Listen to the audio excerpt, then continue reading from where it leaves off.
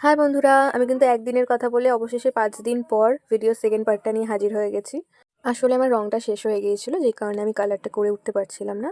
এই যে দেখো, আগের ভিডিওতে তোমরা দেখেছিলে যে আমি বাইরের সমস্ত যে ডিজাইনটা ছিল সেটা তুলেছিলাম, আর ভেতরে শুধু কলকাটুকু করে রেখেছিলাম।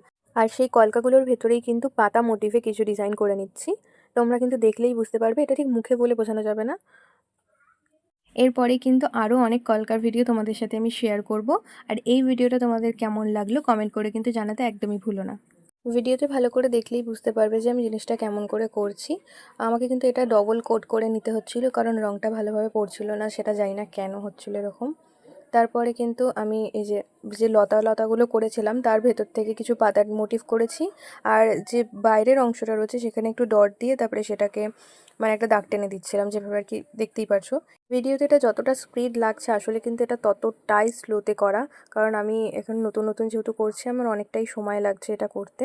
আর আমি কিন্তু সবশেষে হলুদ দিয়ে একটা হাইলাইট করে দিয়েছিলাম জিনিসটা। আর সবশেষে ব্লাউজটাকে দেখতে ঠিক এরকম লাগছিল।